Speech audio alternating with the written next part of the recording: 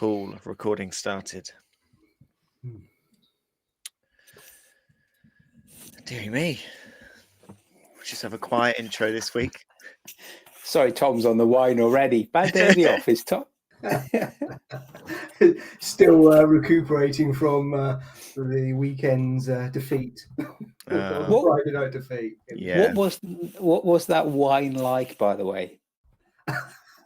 What, the Snoop Dogg wine? Yeah, I whilst obviously I'm assuming it naturally reflects the grim terroir of downtown LA and the gangster vibes and full-bodied, etc. Was it really that good, or was it just, excuse my French and apologies to Snoop Dogg, any old red shit with his label on? It was all right. It wasn't too bad. It wasn't like, it wasn't Paint Stripper. It was like, oh, okay, yeah, this is going good. Yeah. Was it floral? Bad. Floral, kind of very earthy. Yeah. Just like Snoop Dogg, down with the people. Yeah, exactly. There we are. You heard it here first. Snoop Dogg, earthy. Oh, how to get lawyers on you quickly. Right, we're making a list now, are we? We've got BBC, Disney. We got Tolkien's estate, Snoop BBC, Dogg. Disney, Snoop Dogg. Disney, yeah. Who else? Yeah. Well, let's not try and make enemies. Yeah. EW probably want us for something. D&D franchise as well, wasn't it, last time? Yeah, that's true. Is that Wizards of the Coast? Yeah. And they will. They're another one. They'll come for you, right? We'll add Wizards to the list as well. Don't Wizards of the Coast send out Pinkertons as well? The modern day, independent law enforcers.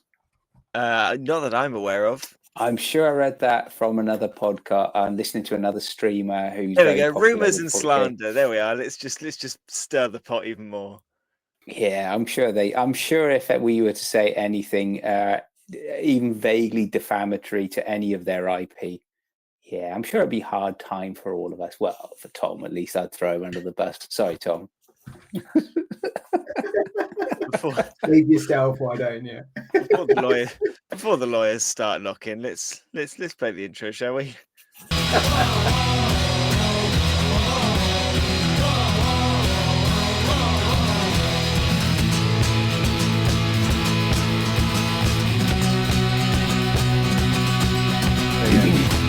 Hello, everyone. Welcome to New Dice Please, the bite-sized Blood Bowl podcast, brought to you by the people at Blood Bowl Live. My name is Chris. I am joined once again by Mr. Scott Bryant. Scott, what's your favourite cheese? Oh, that's throw me cheese. All the ones to throw you, cheese is the one that catches you off guard. I'll go because I don't have it that often, but it is coming towards the Christmas season. Yeah, I do like a nice Stilton.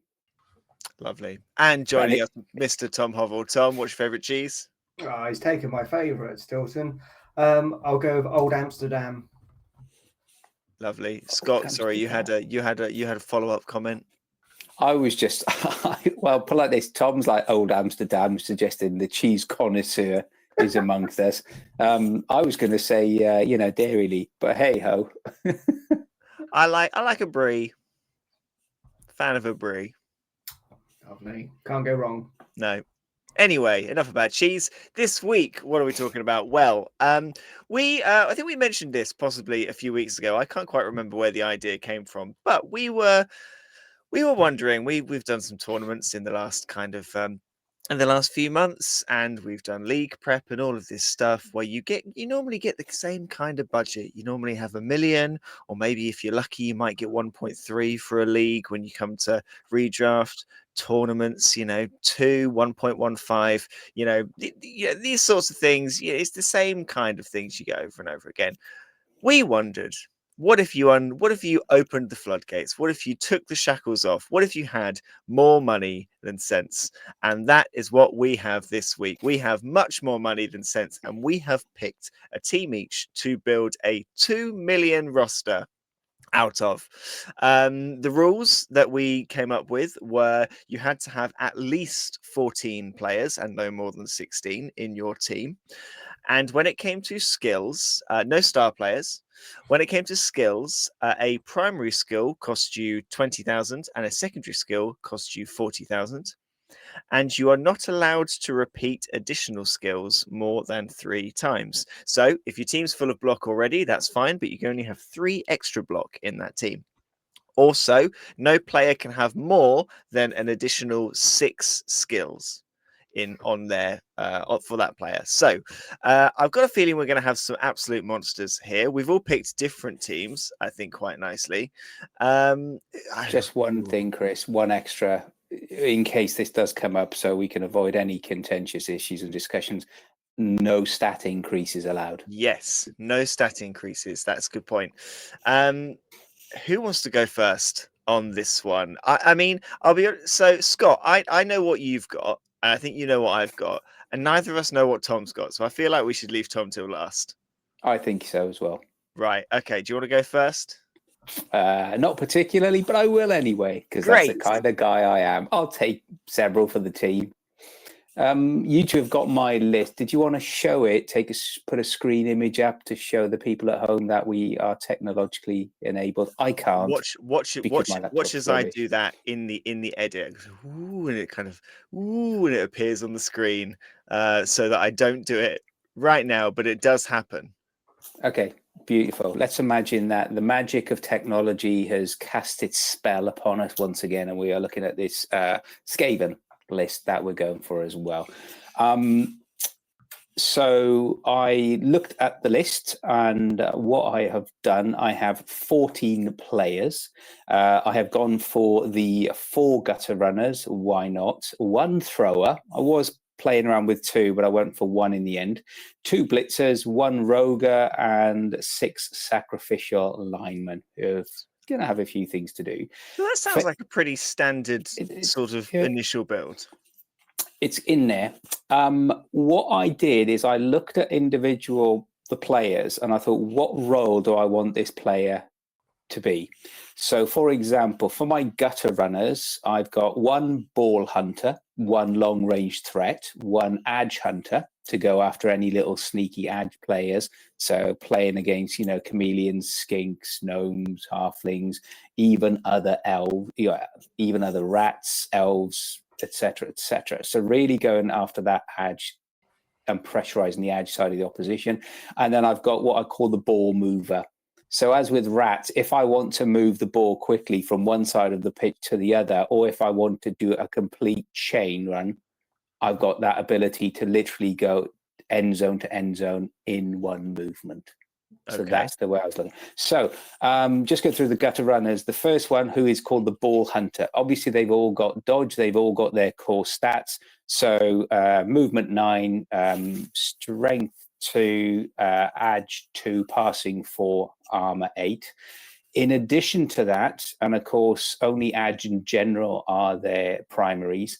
For the first one, I went for block, leap, strip ball, and sure hands. So he's a poor man's war dancer. Okay. Yep. So he's going to be the guy. If you're caging up, he's going to be dodging or diving into your cage to try and get that one as well. Okay. Even if it's a 2 dice uphill, happy with that. But with the strip ball in there, unless someone else has gone for sure hands themselves. So that's my ball hunter. My long range threat has got obviously dodge built in, but the gutter runner has got block, sprint, sure feet, and catch. So realistically, we've got a movement 12 piece. I gave him catch as well because he'll tie in with my thrower when we come on to talk about the thrower as well. So I just wanted to make sure that if there were any tackle zones available, he had at least the chance of a good re-roll in there as well. I was thinking at that point of doing a secondary, but I was trying to balance all the skills. I did look at extra arm, in terms of, because that gives you the advantage in terms of the pickup, the +1 modifier to pick up and the +1 modifier to catch as well. Mm-hmm. So, but I thought go with catch in terms of what we're looking for. for today. And of course, the mutation is a secondary. That's 40k. Didn't quite have that to fit everything in I wanted. The Edge Hunter, the third of the gutter runners, I call the Edge Hunter. So he's going after the agile characters on the opposition. He will have obviously dodge. He will have wrestle. I can't take block because I've got block on another gutter runner. So I've got to think about the 3 skill additional rule. So he'll have wrestle, tackle, and diving tackle. Okay. So if you're diving out, so this guy is literally, he could be cannon fodder, but with wrestle and dodge, if people are going to try and blitz him or block him, he's at least got a fighting chance. And if you want to get away from him as an edge, as a stunty, yes, you've got to use a team reroll. You can't use your inherent team roll. And it's obviously going to be diving tackle, so it's going to be -2 to your roll. Diving tackle and tackle as a combination, making their dodge more difficult and then taking away their reroll. That is some cruel stuff right there. That is beautifully cruel. So that is one of my things. So all of my gutter runners, and then my last one, who I'm calling a ball mover.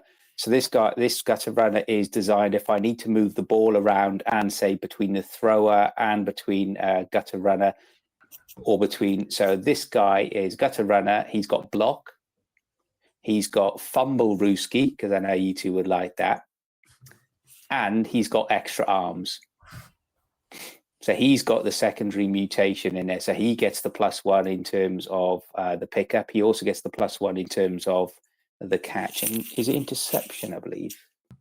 Something else like that. So he's the guy who's designed to pick it up, drop it off. He's like a postman, really. He's going to take the ball where it's needed and to free up other people as well.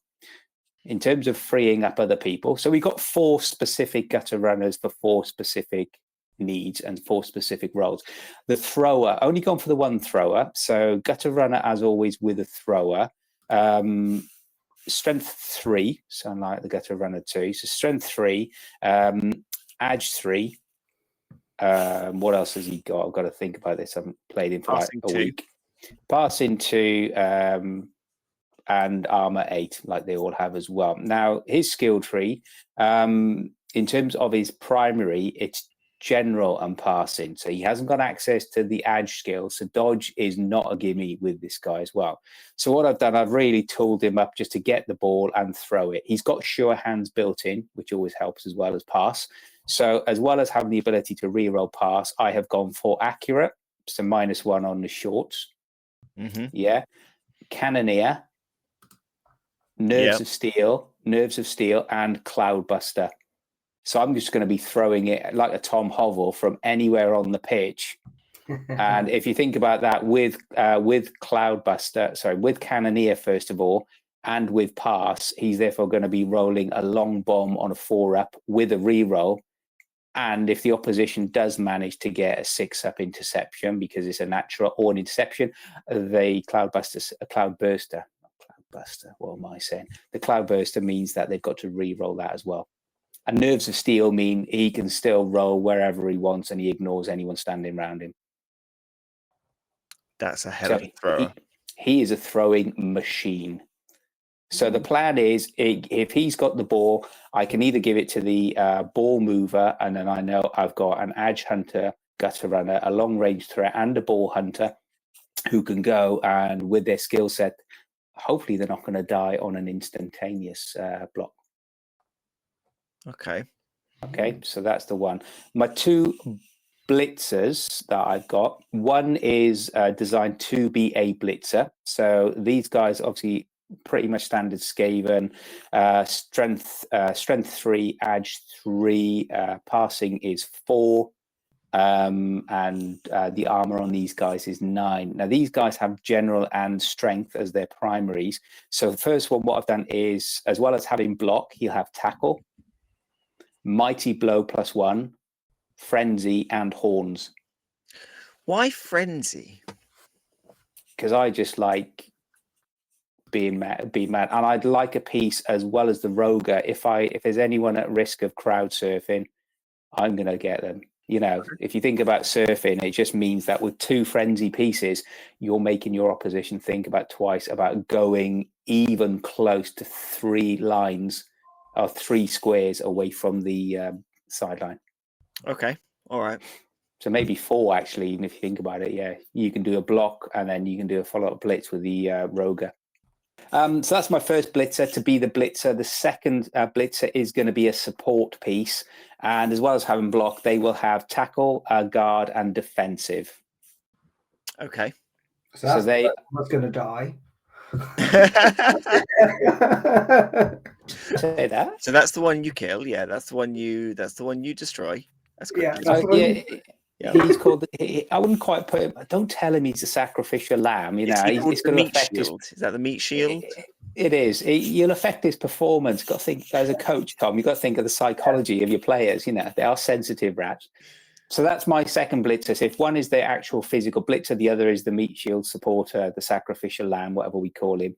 And then for my big guy blitzer, the Roger comes with all the Roger goodness. So yes, he'll have animal savagery. He will have mighty blow. He will have what has he got? He's got strength 5. He's got edge 4. He's got loner 4 up. He's got armor 9, which is a bit crap, but hey, c'est la vie. The skills I've given him 2 primaries because the only primary is strength. So I've given him break, tackle, and grab. So break tackle gives him that little agility if I need to get out of spaces. Okay. Grab if I need to put you where I want to put you, so be it. And then I've actually given him 2 secondaries. Yeah, so this guy is worth a total 270k all in all, which is nice. So I've given him block, just for my own sanity as much as everything, and I've given him horns as well. Ooh. Grab on a frenzy player is a very good shout because you like the sidestep threat is gone. That's a very, very. I don't think that's. I think corn teams. I don't know how many corn teams you would normally see where they choose grab as maybe an additional skill, but you can't have it. Can they not take strength? So grab as a skill says a player with this skill cannot also have the frenzy skill. Oh no! Sorry, I'm adjudicating it. Oh, Sorry. Tom. Yeah. Crushed the dream. Sorry, but it's a good shout though. It is a good shout. What would you replace it with then, Scott? I know he's got prehensile tail. I'm thinking of how do I keep my the tour play gang? How do I keep them there? Any thoughts, gents, in terms of replacing grab? I was thinking of brawler, but then I went to block instead because I was debating about do I go brawler or juggernaut. Everyone goes juggernaut because the Roger doesn't have block, but I've gone for block instead. Yeah, it's already got mighty blow. It doesn't need strong arm. Stand firm would give it sort of I guess a bit of protection from being surfed itself. If you're using it as a surfing machine and leaving yourself then on the possibly because you've got to follow up, so you leave yourself on the sideline. Also, give them stand firm. You can surf without the threat of being surfed. Shame you can't give them sidestep. That would be funny. I think for the moment, yes. I think it's going to have to be stand firm or stand firmy. But thank you, Tom. Thank you for picking me up on that. I hadn't checked that detail, but yeah, that's a shame, isn't it? That would be a. I just wanted to. So that grab was a primary, wasn't it? Because it's strength, isn't it? Yeah. Because you could give them sidestep, but because they have got agility, but that's a secondary skill. Yeah, I think we'll keep it like that. I think we'll go break tackle, which gives him some edge when he's doing his blitz. Stand firm, he doesn't get pushed back, especially if he's going to be a blitz piece for the sidelines. And then horns, so he gives him +1. I was thinking about that because when you're going from 5 to 6, but when you've got the support piece of the meat shield guy we just talked about as well, then you're suddenly talking 7. So you're talking about starting to look at 3 dices. I like how you didn't want us to hurt his feelings, but you've just now been calling him the meat shield. Yeah, he's now the meat shield. Yeah, I've just seen a letter from his solicitor and his agent. So, we'll have to do some more contract negotiation. The only other skills I have put on there, some utility skills. So on one of my linemen, I've got sneaky git. On one of the linemen, I've got dirty player, so they will operate in tandem. And on one of the other linemen, I have got kick. And just to do a little bit of shenanigans as needed and to keep that fouling ability to keep people honest. That would leave me with all 11. So if the rogue did punch the proverbial out of someone, then it would start by, dirty player, then kick. And then I'd just bring other linemen on as needed. Okay. Thoughts? So how many rerolls has this team got? And sorry, yeah, as well. It's got 4 rerolls. Okay. So 200k on rerolls. I was thinking about should I go with leader, but I thought, let's not. Let's just stick with the guaranteed reroll in there as well. Even though leader would be technically cheaper at 20k. So, because the only thing I was thinking when you were going through it is that you've got catch on one of the gutter runners. Yeah. The only thing I was thinking was giving the thrower leader in addition and taking the catch out, because they're already catching on a 2-up, which is pretty good.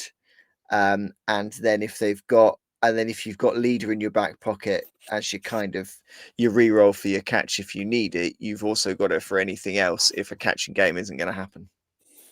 Yeah, true. I was thinking of as well if there was someone there, so I'll take that. I'll take that little upgrade. I'll take the leader, so that'll give me 5 rerolls.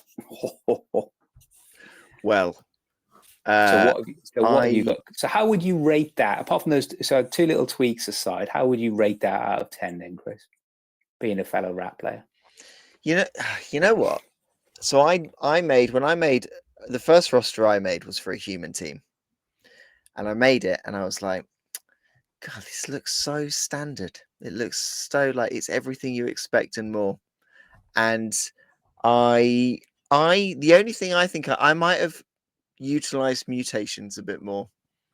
It's the only thing I might have done differently. But otherwise, I think it's pretty solid. Yeah, it's quite very agile, very agile. Very agile. It'd be interesting to see how it's a bit Skaven. Yeah, come on. But the fact is, well, I'm wondering whether it's the fact is, are you having to stretch your team out quite wide so that if you are playing a bashy team, what would come across? Would those gutter runners be very quickly dispatched? Because you're almost kind of laying your cards out, saying, I'm going to be lobbing this ball. I'm going to be literally sprinting down the sideline, waiting to receive a ball. And I suppose that's quite an interesting way, because obviously you got to think about the play. But yeah, no, it's a really interesting one. I'd love to see some of those skills and how they all combine together. That's the way I've sort of thought about that, Tom. What you just said. The dynamic of the team is sort of the normal Skaven edge, but with a nitrous boost. So all these guys are running, magic mushroomed up, caffeined up, fully loaded. And if they're going everywhere, then if they are isolated, then at least with the Skaven, they've all got 3 have got block with the gutter runners, 1 has got wrestle. So the really only thing which would take them down is going to be a POW. Yeah, because I'm just thinking, if you had that long range threat on the line of scrimmage at the start, what is that? Movement 12 of sprint, isn't it? Yeah. Yeah. So you're literally standing next to the touchline. So So and then you've got your thrower, who's got Acro and Cannoneer and Cloudburster. So what's your roles on that? So if they get the ball and then they run up to the line as well, can they? What would you have to roll to get it to that gutter? To get it to the gutter runner on the line, I've got so many options, because I've got the thrower who, with Cannoneer and with Cloud. So with Cannoneer, first of all, that means he can be going up to 13 squares. So, even if the ball ends up going right in the corner square in my end zone, if I can get him there with movement 7, which if he's in the safe square does get it to, so he can go anywhere in the backfield.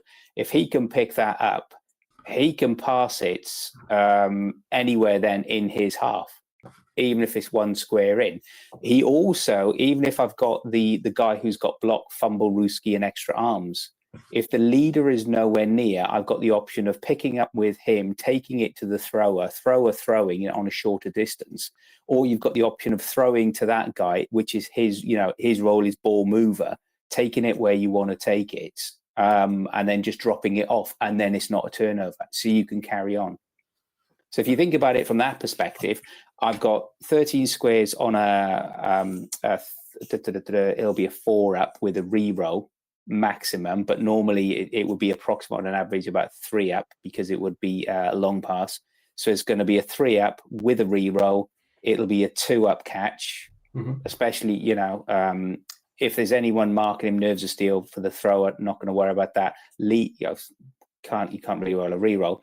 But if I can get it somewhere, even if it was a short pass, so again, a 2-up with a reroll for 6 squares, get it to a gutter runner with Fumble Rooski, that's a 9-square movement. So suddenly that's 15 squares.